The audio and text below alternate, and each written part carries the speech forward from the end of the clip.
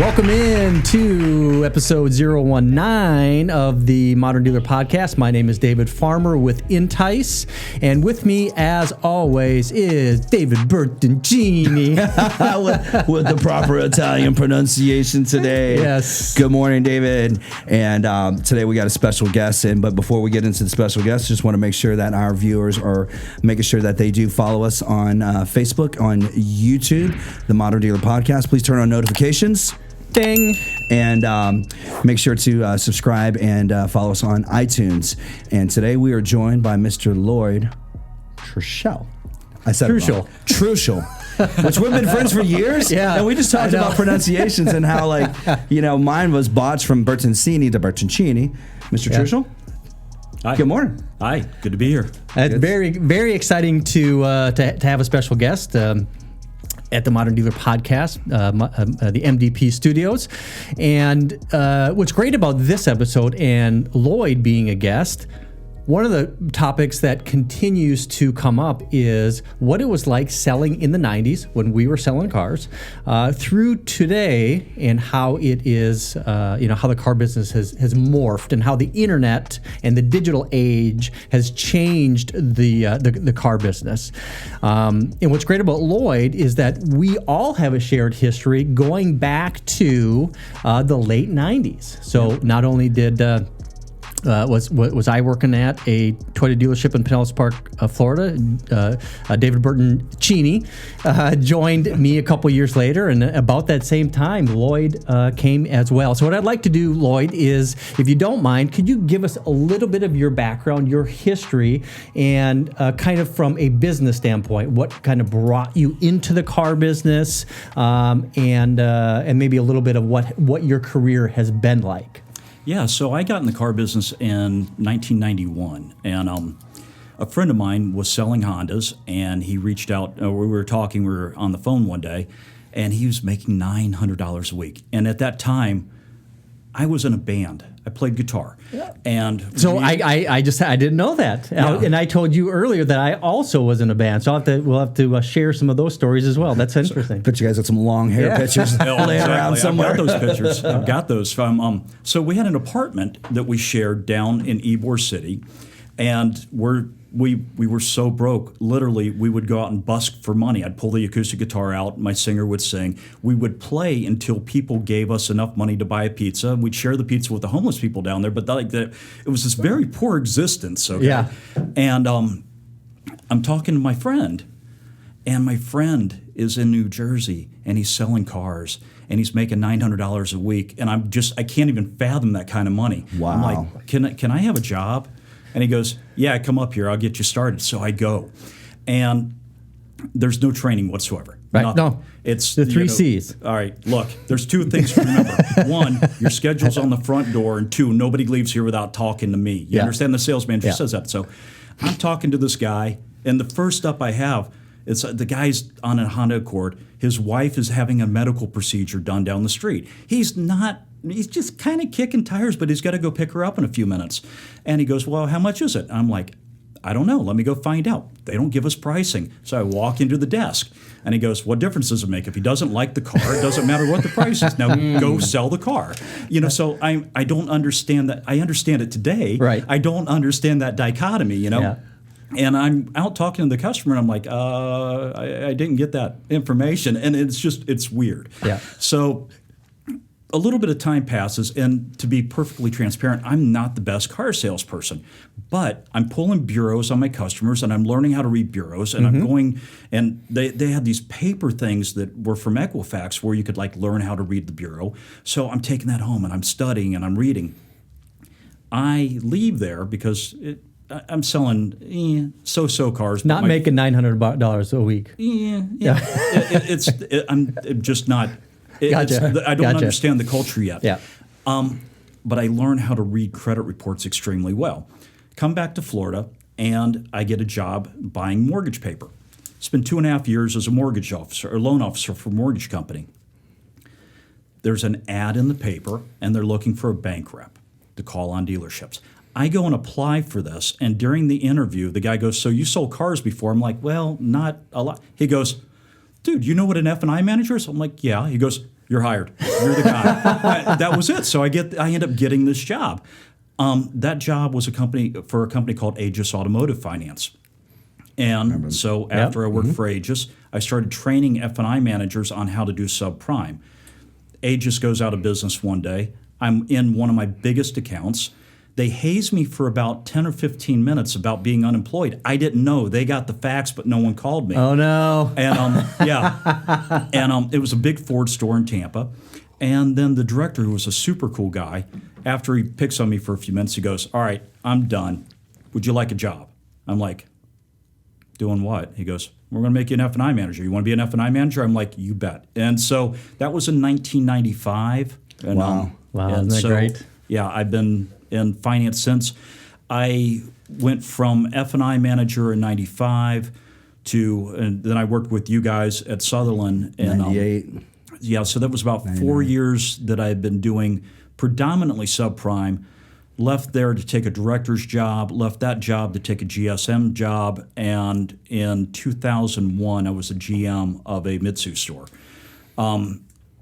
Later on that year, the lady I worked for sold the store, and I landed at Assurant as an F&I trainer, and because I'd kind of been doing that on and off for years. And I've been in that side of the business and developing insurance products and service contract programs for people and private labels and everything since. Wow.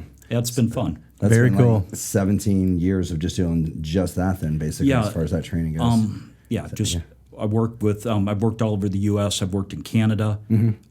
The automotive market up there it's very similar. There are a couple little nuances there that make it a lot of fun. I actually love going up there. The people there are a lot of fun.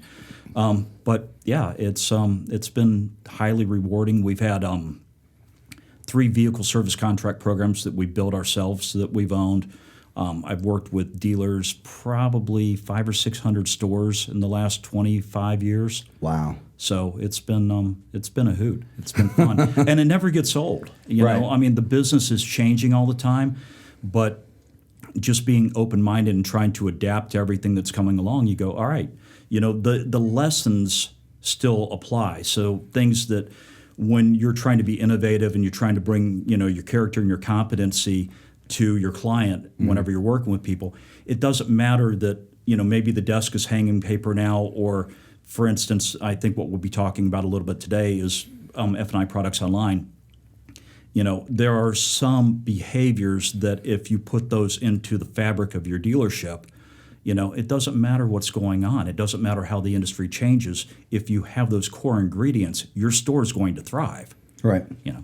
What's really interesting, too, is that before we started recording the podcast, we were talking about how the business has changed over the years, even from the 70s through the 90s, all the way through almost 2020 right now. And really one of the core things that puts people in to be successful in this industry is the ability to have strong personal connections and interactions. And I think that is, like we said, that's 90% of it. I mean, the other 10% is really understanding the business, being able to communicate, but utilizing the technology that's available at the time. But it really is about being able to communicate and to build value in, if you're selling a vehicle, if you're selling service contracts, if you're trying to structure the deal, you have relationships with the folks at the lender. It's all really about creating those personal connections. And I think that that's exactly what the main topic of episode 019 today is, online F&I.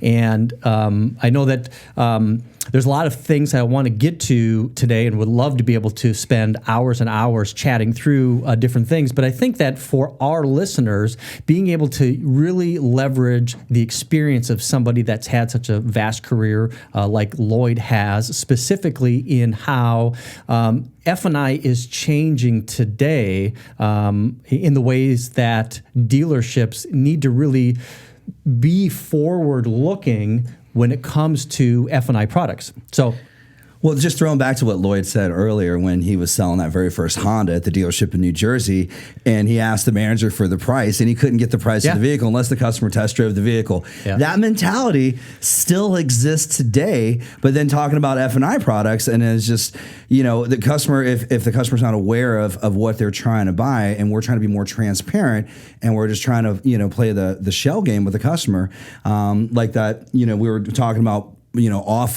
camera before the show started, just talking about that. The Division of Congress you were telling me about, what was it called again?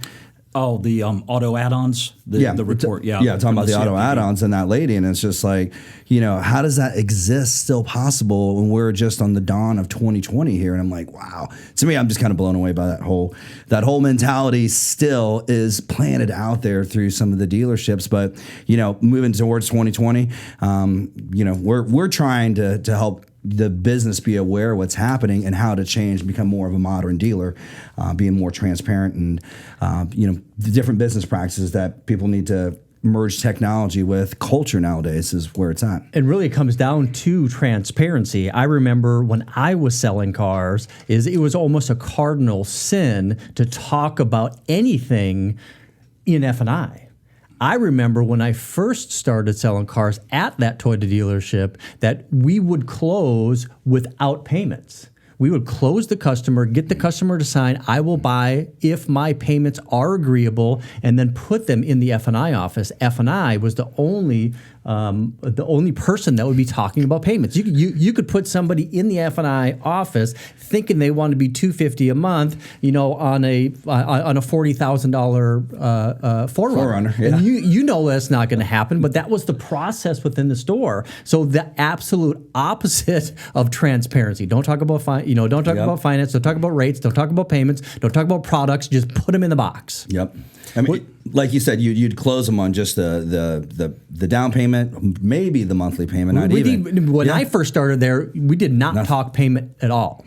Yeah. Well, I remember one of my first deals was with Frankie Del Rey. Yeah. And it was just like, no, you don't tell them nothing. You don't tell them nothing. Yeah. And like a new salesperson, you're just like, well, how are they going to buy the car if they don't know anything? And you just dumbfounded. But that still exists today in some places. Well, it's the climate has changed completely. And so in 2000, for all of automotive history up to 2008, you would have a couple different schools. One, a lot of dealers would desk. Sometimes they would desk multiple terms or desk with leg. Right. It wasn't, other than what you created with the e-pencil, which was emerging then, there were still a lot of stores that wanted to go ahead and continue doing, payment packing because that happened. Or a lot of times saying, look, we don't talk payments. You need to talk to finance about payments. Then 2008, everybody gets one of these. Exactly. And so now they're walking around. They have vehicle values in their pocket. They have interest rates in their pocket. Mm-hmm. They have loan calculator apps that they can download for free or for 99 cents or something along that line. So while they're sitting there and they're doing their own arithmetic, they're looking and trying to make sure that they're getting a fair deal on it and everything. But the other thing happens is this. If I'm a customer and I'm sitting in your showroom and I'm on my loan calculator and I'm looking at your numbers and I calc a payment, I'm like, all right, the payment's supposed to be $421, and the desk comes back with something and they're like, it's $441. Mm-hmm. They go, then my spidey sense starts to tingle a little bit, and really what that is there's a, not to get too technical or anything, but in your brain, there's a part of your brain called the amygdala, and it controls fight or flight. It's the fear response. And what that does, it starts to activate. And whenever you have that, what you do is you take trust away. So if you tell me something that doesn't coordinate with the information that I have to become a little bit suspect of you. If I start to become suspect, I slow down. If I slow down, the transaction takes longer. If the transaction's taking longer, what are you going to do as a sales manager? You're going, well, all right, well, let me see what I can do. I'm going to sharpen my pencil a little bit, right? Now we start to lose gross. Yep. All of these things are counterproductive to what we're trying to do. So we're talking about transparency and how, and at least my perception of this is now it comes down to transparency, meaning that it isn't something that we can hide. We can't hide the information. We need to be able to embrace the idea of transparency. So when I was selling cars and a customer would have a question, how much is it going to be? I don't know. I'm going to have you talk to the finance manager. He's going to go over all of that information. Now, with that computer that's in somebody's hand right now, they get to be able to have that conversation and go, well, wait a minute, according to your competition, I can get this for $421 per month based on my down payment of $1,250. Right. And like you said, Lloyd, you said the customer sat there and calculated their payment to be $421. Desk came back at $441. Packed the payment $20. They've slowed down. They're starting to think like, why? What's happening here? Are they not being honest with me? And the transparency starts to deteriorate. And nowadays, with, like you said, with the remote control in our lives, our smartphones, a customer should know that, like, okay, well, this should be my payment based upon the just simple math. Like, I'm financing $28,000 over 62 months here, 63-month terms. So like, this is what it should be. So I mean, it's got to be transparent. So and that's actually, thank you. So it brings me back to the point I was trying to make. I started doing assignments again. I started going back into stores and spinning deals. And so interestingly enough, I ended up working in one metro market at two stores that were competitive with each other. And I'd spent, a few weeks working in one store. Then I spent a month consecutively working at the next store. These two stores are right across town from each other. And I'm watching the grosses in store A. Store A is losing, $1,200, $1,500 per copy is what it looks like in Reynolds screen. You go, all right, I don't know what the incentive monies are on the backside. I'm sure they're not actually losing money. But, I get to the other store, and the culture of the other store is entirely different. And every deal that comes back to F&I, there's a $2,500 loser. And I'm like, why are they losing so much money here? Why is the front end so much different? But it's the culture of transparency. Yep. And because in store B, they weren't being transparent with anyone, it was the shell game the entire time. Customers would leave. When the customers would leave at the end of the month, people were just like, all right, well, we got to get back, like sharpen the pencil, whatever it drop takes. all the gross because they're trying to hit the units. It's like, well, if there was a little bit of a culture change where they could be more transparent, it would make a huge difference. And you take the example of Carvana, for example. We know that they're doing $3,000 a rattle, right? We know that they're doing 2.7 products per customer, something like that. Yeah. The entire process is completely transparent. Not that someone couldn't get a better deal by going to a different store. Clearly they can, all day long. However, they're not buying the car, they're buying the process. And if you change the process to be more transparent, it goes a long way. So the idea that we can't sell a car over the phone or over the internet or anything, that's, you're trying to protect your gross with that. But the truth is, you could throw your gross out there for whatever it is, and there's going to be a segment of people that are going to hop on top of it and buy at that price. There's going to be a certain segment that's going to negotiate at that price, and that's okay. Maybe they want to. But often the customer will reach out to several dealerships, and some people won't even get back to them. So you might be the highest price, but you're also the only one who's willing to engage in communication. And that creates the transaction that wouldn't have otherwise happened. Could be the highest price, but the best service, though. And it's funny that yesterday I was at GNC and I was buying some supplements and such, and the lady she said, well, let me check Amazon to try to get you a better price, and she goes, oh, well, actually Amazon's higher, and you would think that we would go, our natural go-to is going to, let's check Amazon because that's going to be the lowest price. Well, we just shop Amazon because it's the best convenience. It's the best service, and that's why we continue to shop on Amazon. But she come to find out that their price actually at GNC in the store was the lowest price at the same product, and she checked 3 different platforms to see, like, hey, I'm just trying to get you a better deal, just make sure that this is the lowest price point. And I said, I would have paid probably the same price as Amazon just because of her service that she was showing me that she's trying her hardest to get us the best deal we could on. So this is what I want to do. I want to go ahead and jump into our first break, and we're going to come back and think about what strategies can a dealership take today to reinvent how F&I is positioned within the new digital sales process. So on that note, we're going to take a break, and we'll be right back.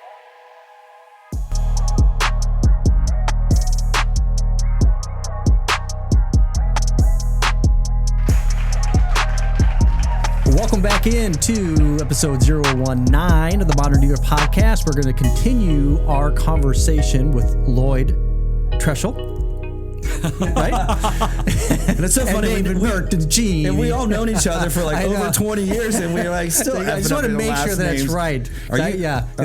Are you farmer or farmer? Yeah, that's one thing. It's very hard to not pronounce my name correctly. That's true. So on today's segment, we're talking about moving F&I online and the strategies that dealerships can take, and really what are some of the challenges, and maybe instead of really getting into some top level type of lofty ideas about F&I and how it affects customers. Let's kind of keep it more from a conversational standpoint of if we're talking to dealers, which we all do in our day-to-day business dealings, and we have dealers that are asking us, how do I handle F&I today? We know that digital retailing is a thing, that customers are asking for it. They're really requiring it because they're doing their research online. They may be buying cars online. They might be completing transactions online, or they might be just doing their research online, deciding what dealership that they want to do business with. So, what are some different strategies that dealers really should be looking at how to incorporate F&I into that discovery process? So based on the dealers that you're working with right now, and they're asking you, how can I create transparency for my customers so they can feel like, we are a dealership that they should choose to do business with? What are some of the things that dealers should be thinking about, or what some strategies that they should be taking, in your opinion, when you're talking to different dealers? Well, I think it comes down to the culture of the store. So that's the first thing. I think it's also pretty evident that transparency does help. I mean, the transparency that you're willing to engage with on the customer in the beginning might be the reason that you have them in your showroom, and that stands true with F&I products. But everybody, there's a fear of putting F&I information online, and there's a few good reasons why that is. I mean, I think ultimately a dealer should dip their toe in, per se. Get some information about your warranty on there. Get the brochure online. If you have videos or something like that, videos are okay. They're not the best, but the idea of having something, particularly the company name and information, are really powerful, because I think customers are looking to vet that company and they want to go on and look at reviews. And so if you're going to do that, you should do it yourself. Look at the Better Business Bureau, look at Google, and see what they're saying about the warranty that you're representing in your store. And if all looks good, then get some information out there so the consumer can look at it too. That doesn't mean that you necessarily have to give a price. If you're apprehensive to do that, don't do it yet. But get something out there, because the customers, a lot of people want it. And if you look at like Apple Care, if you go to the Apple store, you're finding between, depending on what year it is, 59 to 64% of customers that are buying new Apple products, new Apple phones that is, from Apple, are buying the Apple Care. And it's not this, you don't have to, there's no shell game, there's no menu, there's no, conversation. It's like, do you want to add it or not? It's a very simple, transparent process. And so a lot of people are used to that. And you can do the same thing if you're buying something on Amazon or any kind of electronics, and they have Square Trade and these other platforms that are integrated in there. So it's you don't necessarily know what coverage is, but you know what the cost is. You have to dig a little bit sometimes to get the coverage. From a dealer standpoint, it might behoove them to have F&I cover the pricing with them. It might not. Depends on the culture of your store. Again, how much transparency you want to put out there. I'm a big advocate for transparency because I find that the more you have, you might lose somebody along the way, but I think you're going to gain more than you're going to lose by being fully transparent. It's going to be a bell curve of some sort. I mean, you're on either side. No matter what you do, you're going to gain or lose based on the way that you're going to handle it. Absolutely. And so I can attest to this from sitting in the box and doing transactions. I've worked and I spin deals in a lot of different stores, okay? And so one of the worst assignments, I went, and I'm not going to mention the dealership at all, but I go to the store, and what they've done is they've managed to price all of their inventory below every dealer in a 250-mile radius. So this is bringing customers in for 2 or 3 hours away. The customer's sitting with me, and I begin to have a conversation, and they'd look at me and they'd be like, "You guys lied to us." Like, I didn't lie to you. Right. What are you? I just met you a second ago. Like, they told us it was going to be 15.9. Then when we got here, it's 17.3. And I'm like, okay, well, I'm sorry that happened to you, but immediately, because of the culture of the dealer, and what they were doing is the salesperson would validate, 15.9, yeah, absolutely, you can buy that car today. Customer would drive 3 hours. They'd get to the store and they'd say, "Look, I know I told you 15.9. However, it's important to understand this. 15.9, the car still needed a lot of reconditioning. It needed tires. It needed an oil change. It needed to have a full detail done to it. It needed a safety inspection. It needed an alignment on it. These are all things that you would have to spend your money on if you bought that car for 15.9. So I know it sounds like bad news, but it's really good news because we've done it for you in a way that you don't have to come up with that money right now." Wow. Smile. Yeah. Yeah. And Here's the RO. Yeah. right. Buffed. And so they were bumping people for reconditioning, and that was the idea that they had. Yeah. Well, that's fine. They sold a lot of cars. They were in a very rural area, and they were selling 400 cars a month, where the biggest metro was 2 hours away. Wow. Okay, that it was a lot of units. What happened was the CSI for the store got awful. They had 2 franchises there. What happened is the turnover in the store was terrible. The GM didn't last. They had this run where they were selling 400 cars a month for less than a year, and then everybody was blown out of there. Right. Their F&I numbers were terrible. So I'm sitting in the store, and I'm kind of unpacking what's going on real quick. Customers come in, they're angry as hell. Yeah. They're angry as hell because they felt like they've been lied to. So what's going to happen when they're sitting across from me? I'm not unique to this situation. I'm not the unicorn in the building where they go, "Surely everyone's lied to us, but Right. Lloyd, you obviously look like a saint." No, they didn't do that at all. It was the toughest gig I've been on, and it really comes down to the culture. So if you're in a culture that has a lot of transparency, then the customers are sitting across from you. They've already realized that the salesperson has been direct with them. They quote a payment. The payment matches up, and if it doesn't match up, somebody is trying to articulate exactly why, and they're trying to get to it in a very transparent way. It sounds like a buzzword anymore because everybody uses right? it. Yeah. And everybody uses it, but. So if we entertain the idea that transparency has become a buzzword, no problem. Let's explore that a little bit deeper. There has to be varying different levels of transparency. Let's go as far into it as we can. And if we can get deep enough into it, then again, we can build a relationship with the customer because the customer is still going back to what we talked about before, fight or flight.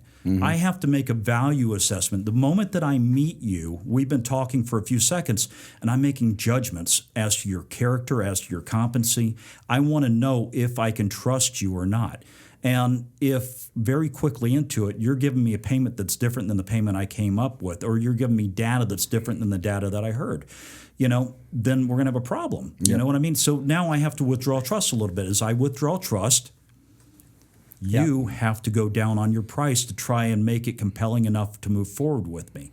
Now, if let's say we're not going to withdraw we're not going down on price. Yeah. We're going to have a conversation where our price is here, but we validate it because we provide good service and it's a good transaction. We take great care of our customers, but more importantly, we take good care of the team at my store. Yeah. If I'm a GM, I'm thinking about that. I want to provide a quality environment for people, and it takes money to do that. So we're not always going to be the lowest price, but we're going to provide excellent service to everybody. That's our function. That's our goal. In those cultures, you can ask for a little bit more money. You can be transparent about it. You can even look at the customer and say, look, we're not always the lowest price, but we're here. This is how we provide service. We take great care of our customers. We take great care of the community. And you build this case for why it's good, but you're also super transparent the entire time.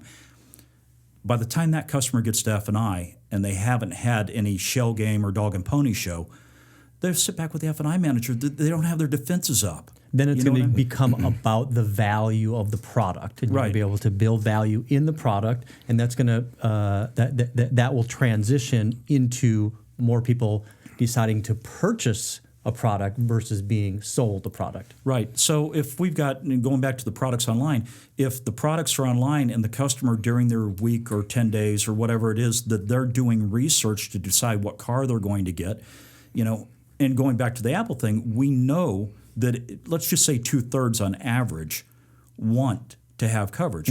And let's explore that just for a second. If you spend your money on anything, if you go out and you have dinner, you want your meal to be good, right? You don't want to waste your money on it. If you go to a movie, you want it to be entertaining, right? If you buy anything at all, you buy a computer like this Apple or something like that, you want it to perform as long as possible. And I would share with you that it's the same exact thing on a car. If you're buying a vehicle, you want that car to perform perfectly as long as possible. We know that people are keeping their cars for 6 years now on average. But if your driving habits are, 15, 16, 18,000 miles a year, and they are in a lot of places. You take like a state like Georgia where they're driving almost 19,000 miles a year. That 36,000 miles is up in less than 2 years. So the idea that you're going to cover all the great stuff on this new car that you love about the car, and the fact that it goes from A to B is not what you love about it. You love the fact that you can plug it, that syncs up with your phone and plays good music and has collision avoidance and all these features on it.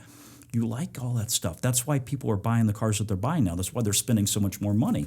You're going to want that stuff to be covered at least while you're making payments. So, I think it's dysfunctional to entertain the idea that the customer doesn't want the warranty. The truth is they do. They may not want to pay for it, but they all want it. Yeah, it's irrational not to. And I think it's very important, too, to understand that there's value to the products in F&I. You look at the way that we sold, or that dealers sold F&I products previous, and that was they wouldn't have full disclosure. They wouldn't have transparency. They would say, okay, your payment's $450, and it includes, it includes all the, all the things that's going to make sure it's going to give you the best experience with the vehicle. It's $450, and that is going to be a packed payment. It's going to be, and now we find out that's against the law, right? That's what we talked about off air. But I don't want to go down the path too much about how it was versus how it is today. One of the things I think that's extremely important when a dealership is coming up with a strategy and how to incorporate transparency into their online and offline process when it comes to pricing, when it comes to payments, when it comes to F&I products, is to understand how that fits into the entire dealership model today. Dealers today are dealing with so many different distractions. Number one, margin compression, where I looked at the most recent NADA numbers for the first half of this year, and the average front-end gross profit of a new vehicle is a negative $600. You look at competition. Competition now has changed from, the other dealership across the street or the other dealership across town to now they have to compete with them, and they have to compete with CarMax, Carvana, Vroom, Shift, all of these companies. We've talked about a few of these companies in recent episodes. Vroom, they've raised $440 million to be able to sell cars online. Carvana sold 750 almost 100,000 vehicles last year. They sold 44,000 cars last quarter. So this is becoming a real competitive disadvantage for dealerships today. CarMax, they sold 750,000 cars last year. They're opening up another 13 or 14 locations this year. Yeah. So they're also now a competition. We know that the sourcing of vehicles is going to become harder and harder with companies like Carvana and CarMax going after purchasing used vehicles directly from consumers. So it's more important to be able to take those used vehicles in stock to be able to sell those used vehicles to make profit, because they're not making profit on new vehicles, which kind of brings me to the point of how important F&I is for dealers. And understandably, they are fearful of how to handle that F&I, because it has been kind of a black box as far as how to sell F&I products, where it's always been that's just kind of the domain of F&I managers, right? And kind of protective of that. You know, another point I wanted to bring up too, advertising costs have also risen, and I think they're up. I want to say 15 or 18% year over year, 2018 to 2019. So I mean, it's like dealers. I mean, it is becoming harder and harder for dealers, even in a booming economy, to make sure that they have a strategy that's going to allow them to move forward into 2020 and beyond. So I think today it's probably as important of a time to discuss how can we leverage F&I as a profit opportunity as a department within a dealership, and balance that with customers choosing to do business with you as a dealership, because I think that's really kind of where the whole idea of online finance comes with. We know, based on a lot of research that we've done, is that customers are really only going to one dealership to do business with. They're not shopping 4 and 5 and 6 dealerships like they did in the 90s. So it's extremely important to be selected to have that visit, which gives you the opportunity to sell the car, which gives you the opportunity to sell F&I products. So really, I think where there's an opportunity to really think through what's like the most important first step is how are you able to communicate the value of F&I products online when a customer is determining whether they want to do business with you or not. So I know that's a lot of kind of a tangent I just went on, but I think that's really where it comes to the conversation that dealerships need to be having in store is, you know, how are we going to handle it? Are we just not going to handle it, or are we going to handle it and really provide a lot of information online, and even giving the customer the opportunity to price out F&I products? Now, my perception of this and how I've built our Shopper Express deal maker technology is we give the customer the ability to pick out any vehicle in stock and really look at and research full transparency of all the different F&I products,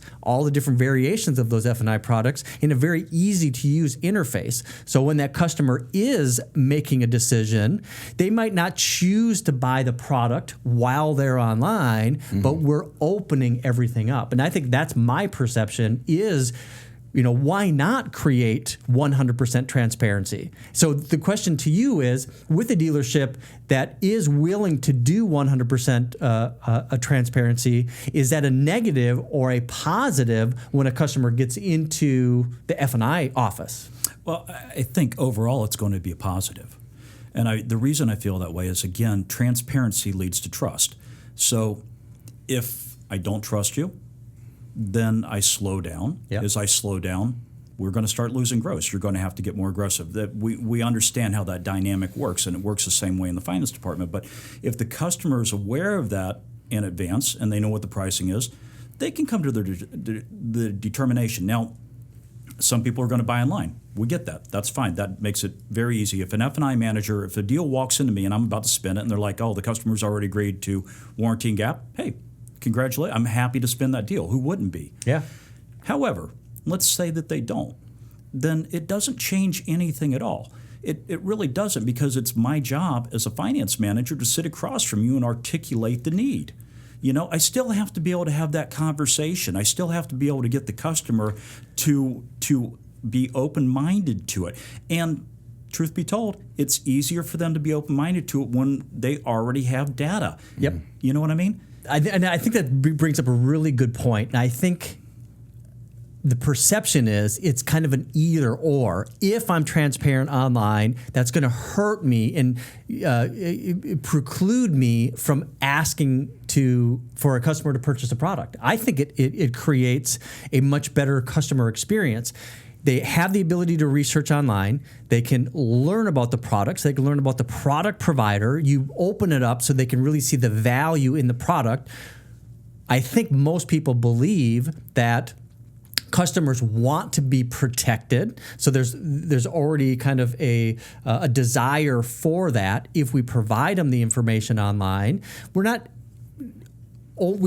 only get one chance to say, do you want to buy this? And if they don't buy it through some sort of digital retailing experience, that doesn't mean that we can't ask them again and we can't present the product again. And I think that is the model that dealerships should be striving for.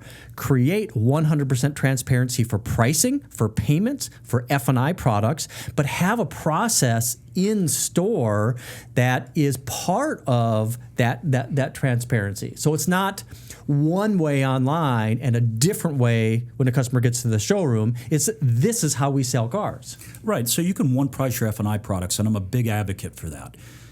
But I'm also a big advocate of watching that metric. Okay, so if you're a week into, like, we've decided we're going to retail all our Gap at X dollars.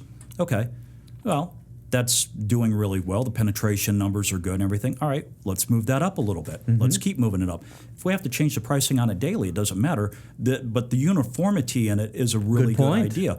One, it's online, but also if I'm a finance guy and I'm sitting across from my customer, there's the story that I'm telling myself is that I'm operating within a spirit of fairness, because this is what we charge everybody. It's not, $9.95 over here and $6.95 to this other person. I'm being the same with everybody, which gives me a little bit of in my mind, I think it's an advantage, because I'm not treating this customer different than the other one. Because if I'm treating the customer differently, let's say that I sell every Gap for $8.95, but this person's in front of me and I think I can get $12.95 for them. Okay, that's fine. $12.95. I put the menu in front of them and they go, how much is it? My body language, my tone, my eye movement. Right, because for a minute, then I got to skulk away from that. I don't want to do that. I don't ever want to do that. But if that happens and they go, well, how much does it cost? If I'm a really crafty F&I manager, well, it's only, $22 a month or something like that. Then the customer goes, well, no, I mean, not how much in the payment, how much is it? Then I keep withdrawing, you know what I mean? So I'm no longer carrying myself like somebody that's being authentic with the customer. Right. Now I'm having to do the salesy thing, and I think that turns a lot of people off. Conversely, let's say that I want to retail Gap for $8.95 all the time, but I'm going to start off at $7.50. And for this week, I'm going to see what my penetration looks like at that. $7.50, $7.50, $7.50. And I go, all right, well, this is good. I'm running 62% on it. Maybe I want to be a little bit higher, but we've had a lot of cash deals or something along that line. And I feel like I can go a little higher, so I'm going to go up to $8.50. Now I'm at $8.50, and my penetration basically stayed the same. Okay, I'm in a comfort zone. If I go up to $8.50 and I realize that I drop back to like 52%, like, okay, what do the numbers look like when I annualize that? Yeah. Because at 52% or 62%, depending on what my profit margin is, that's what I need to do. I need to look at that metric on the long scale, not just what happened over the week, but can I continue to have that conversation in an authentic way to sell value to that customer, and what does that look like over the long term? Yeah. One pricing allows you to do that. Going back to what we were talking about a second ago, though, having the provider online, there's some pros and cons to that, okay? I want to put my provider online. I want to have the brochures on there, and so the customer is going to vet that. Mm-hmm. That sounds like a great idea. And in large part, it might work out really nice. However, occasionally you're going to have the customer that was driving down the street, their car starts to overheat, and they're going, God, I just need to get home. And they keep driving the car anyway. Mm-hmm. And then it overheats, and then the engine shut. Right. So it gets in, and every single vehicle service contract administrator is going to do the same thing. It's a blown-up engine, it's overheated. They're going to send someone out to take a look at it and try and figure out. They can look at the color of the metal to determine how hot the car was run and how long it continued to drive. No, the customer gets their claim denied. So now they're on Google, and they're like, this warranty company, they don't pay anything. And it's not fair to the dealer that's being completely transparent because the customer isn't being transparent to the way that they operated the vehicle. It was turned down for abuse. It wasn't turned down because it was outside of coverage. And that's something that gets missed all the time. And so if that is happening, then you're going to have some people that turn that away. Yep. That's still okay. Yep. Do it, put it out there, because if I'm the F&I manager, I can still articulate why there's some value in it. And a lot of it just comes down to my behavior in the very beginning. I was listening to there's a guy named Shep Gordon. Shep was the manager for Alice Cooper for many years. And I'm not a big Alice Cooper fan, and I would probably say that he's not the greatest singer or songwriter that ever, and I don't mean to offend anybody that's listening to the show. Yeah. But he was out. he was incredibly well managed. Yeah. Here's this guy that his manager created so much success for him. So Alice Cooper's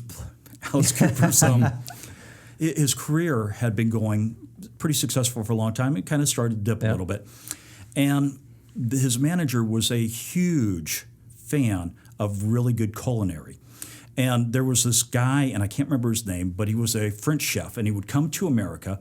And when he would come to America, he would go to these fancy restaurants inside hotels. And the hotels would sell, like tickets to come and dine, hundreds of dollars to come and eat. But this guy didn't get paid anything. He would travel to America, and he would be put up in the hotel, and then he would work. And if he was lucky, he would sell his cookbook. And Shep Gordon, Alice Cooper's manager, was just like, man, this guy should be a rock star. He's like a rock star, but he's not. Right. Because people treat the chefs like they're the labor, and they didn't give them what they really should have. So one day he's in New Orleans, and he's in Emeril Lagasse's restaurant. And at the time, he's trying to put together this idea of like, I wonder if I could turn chefs into celebrities. Now, he doesn't know Emeril, and Emeril doesn't know him. But Emeril Lagasse has this thing. It's called going for a ride. So Emeril is in the kitchen, and once or so a month, he would look out and find someone, and he'd be like, I'm going to give that guy a ride. And he would go out, and he would introduce himself. Hi, my name's Emeril, and you are? Yeah. So you like fine foods, you like blah, blah, blah, blah, blah. Come with me. And he would take him back into the kitchen. They would drink a little bit of all the wines that were open. Every bottle that got popped, try this, try that. Every dish that got done, try this, try that. He would walk him through for hours and just give one lucky patron the entire culinary experience of being in Emeril's kitchen. Because Emeril did that, Shep went, I'm going to make this guy a celebrity. And then there was Gordon Ramsay, and there were a whole slew of these guys, Ferrari and all these guys. Right. Yes, that whole genre of television shows, reality shows about cooking, all came by way of that one chance meeting. Wow. So I think about that every time that I'm taking a transaction with a customer. I'm going to take you for a ride. Yeah. And I go out, and my body language and the atmosphere and everything that I'm doing within the first few minutes, because your energy introduces you to people. So I want to go out and immediately have this moment with the customer where they feel great about the interaction we're about to have. And I feel if I can pull that off successfully, it doesn't matter if they know what the pricing is or what the product is or anything else. When we get into this and we get a little bit farther down the path and we're having that conversation about products, they've already warmed up to me. If I set that up right and I'm taking them for a ride, they say yes, they buy a lot. What's so cool about that is that we're going to bring this full circle. We're going to go ahead and get wrapped up on episode 019. Hard to believe it's almost over, but a conversation that we were having prior to turn the cameras on today and touched on a little bit earlier is the importance of the people connection. Especially in the car business or any time that you're selling anything, whether it is, whether it's cars, whether it's F&I products, whether it's iPhones, whether it's anything else, is really being able to have that connection and really get into the art of selling. I think a lot of dealers today and a lot of people that are making decisions within dealerships are focusing so much on the digital and the computer and the analytics and the KPIs and not understanding that when it's all said and done, it really is the people connection that makes the difference. That's the difference between a guy selling 15 cars per month and a guy selling 45 cars a month. That's the difference between, somebody running, 1.7 products per versus somebody running 4.2 products per. We've seen and known both of those players in salespeople, in F&I managers, and really, yes, some of it is going to be in the technology that we're using, but really it comes down to having a people connection, being able to connect with people. And I think your story of understanding the importance of when you have that first opportunity to meet somebody and the way that you're communicating, I think it's a great thing to remember every single time you put your hand out and shake somebody's hand and say, "Hi, my name is." Right? Exactly. And, I talk about social media a lot, but we're basically, as Grant had said years ago, we're not in the car business. We are in the people business, and we try, like we said, we're so concerned about the analytics. We're so concerned about the technology. We're so concerned about, front end, back end. We're so concerned about all these components. But like Lloyd had said, we forget about developing trust with the customer. Trust me, I'm going to take you on a ride through the kitchen or through my F&I products. Let me just show you what's available and what we have, give somebody a sample and what to taste and what to check out. It's so important. It really is, and you think about it, like we were talking about this a moment ago, how the brain operates and how the amygdala governs fear. Mm-hmm. So if I'm sitting across from you and you perceive that you can't trust me, mm-hmm. That part of your brain is going to get activated, right? And so maybe I put the menu in front of you and then one of two things happen, okay? If it's a fight or flight situation, looks like a customer going, "Look, I don't waste your time. I don't need any of it. Here you go." They push the menu back at you. That's right. A fight. They don't stand there and put up their dukes and punch you in the nose or anything, but it's still a fight. The alternative to it is flight. So the customer's sitting across from you, and instead of pushing it back or saying no, they go, "Well, do I have to make a decision today? Can I think about it?" Mm-hmm. Because what they're trying to do is get out of your office without the confrontation. It's the same thing. And the problem that we have is if you're getting either one of those, now we get into the I need to overcome the objection mode. Bad place to be. Mm-hmm. Because if we take them for a ride and we do it right, we don't have an objection in the first place. We have a conversation. I don't want to be sitting there doing a presentation to you. That's a monologue. I'm just talking at you the whole time. I want you to engage with me. I want to be able to get the situation where we're talking back and forth and you go, I don't know. And I say, well, okay. We're going to unpack that a little bit and have this conversation. I can articulate why it might be a good idea for you. And again, I'm not trying to sell, and this is the biggest mistake F&I managers do. They're trying to overcome the objection. Don't do that. Right. Stop trying to overcome the objection, okay? Try and we already know that we have a trust issue when the customer says no, but they didn't look at what the offer was, okay? You don't know what it costs. You don't know what it's going to, what you're paying for. You don't know what it covers. You don't know what it costs, and you're still saying no. That's a trust issue. Yep. It absolutely is.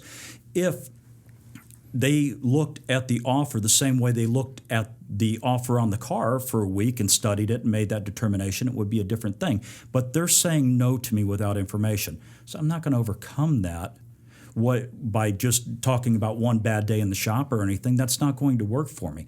What I have to do is not move for the sale. I have to move for better communication. Mm-hmm. And this is the key point here. If I get the customer to entertain the idea of becoming informed. That's it. I'm not saying that you need a service contract. Not saying that at all. I'm only saying that you've spent a lot of time researching your car and you got the data and then you made a decision. I'm only suggesting that that's what you should do here. I think they're a good idea. I put service contracts on my car, and here's why. But before saying no, you should at least understand what we're talking about, what it covers, and what it costs, so that you can make an informed decision for yourself. And if I have the right rapport with the customer, if I'm taking them for a ride, if we're having fun in the process, if they don't perceive me as a threat, then of course I can have that conversation with them too. Yep. You know what I mean? Yep. But if I'm only thinking about how I can close you, the narrative of the conversation changes, and now the customer withdraws even more. Yeah. He's good. Feels different. Yeah. I mean, that's so right on point, man. I mean, it's looking at it from that perception versus, we're sitting there trying to force this product down the customer's throat. And you think about it, it's doing it that way. We've done it for years that way. F&I managers were taught by previous F&I managers from previous F&I managers to do it that way. And nowadays, if the customer doesn't have enough information, it's either fight or flight, like you said. They're going to split. In so many stores, finance guys don't have a choice in it. All right, so if I'm your finance manager and my thoughts are on my PVR, my penetration, my profitability, my quota, what my GM's going to say about my performance, my pay plan, the F&I trainer guy or the insurance company is going to come in there, and all of these things, or I'm just thinking about my paycheck and my bills at home. All of these things are distractions from thinking about the person in front of you and how your product is actually a solution or creates a better experience for them. And the moment you're thinking internally about you and not thinking about them, it changes the feel. It changes the feel of the conversation. So if I am focused completely on, it's like you ever been to the Ritz-Carlton Hotel and you walk around, and if you pass anybody that works there and they make eye contact with you, they'll stop and they'll say, "How's your stay? Is there anything we can do for you?" Yep. It's the difference between Disney World and the county fair. It's an entirely different experience. And if we're providing that experience to the customer, it's because we're focused on the customer. We're focused on helping them have a better experience instead of focusing on our own profit. If we can focus on them, our profit's going to happen organically. We don't have to focus on it. We don't have to worry about it. It's going to occur. It'll be a result of providing that type of experience for the customer. Yeah, it's a result of the behavior. Yeah. On that note, we pushed it a little bit. I think we had a little bit of a technical difficulty on the on the video, so we apologize for that. But it was such a great conversation. We touched on this a little bit last week, as it would be great if we could just flip on a switch and hit the recorder and just really enjoy a 3 or 4 hour conversation. But we really want to be able to pack as much great information into a short period of time with the Modern Dealer Podcast. So we really appreciate everybody taking the time to tuning in to this week's episode. Before we wrap it up, David, is there any short closing comments that you have? Hey, well, I took from this episode, and I just want to make sure our viewers understand. And my 3 tips, and the 3 tips that I took away from this episode is number 1, like Lloyd said, culture and transparency in your dealership develops trust, which will actually organically raise your PVR and your CSI. Tip number 2 is products online. Let us know what we're buying. Have your customer know what they're buying ahead of time so they can do the research like they did on the car, but do research on the products to make sure, hey, this warranty company is a AAA rated company and their reviews are great and such. And then tip number 3, match your process, your store process with your online process. Like Lloyd was telling us the story about, the dealer that was just bumping everybody for an RO bill. They're like, hey, the car was $15,000 when I get there, it's $17,300, based upon them just putting that out there. And, the most important thing to me is we are in the people business, like Lloyd said, not the car business. Put people first in your process and your product, and your store will be successful like a modern dealer. I love it. All right. Thank you very much for stopping by the MDP studios. Thank you for tuning in, everybody, for episode 019. And on that note, that's a wrap.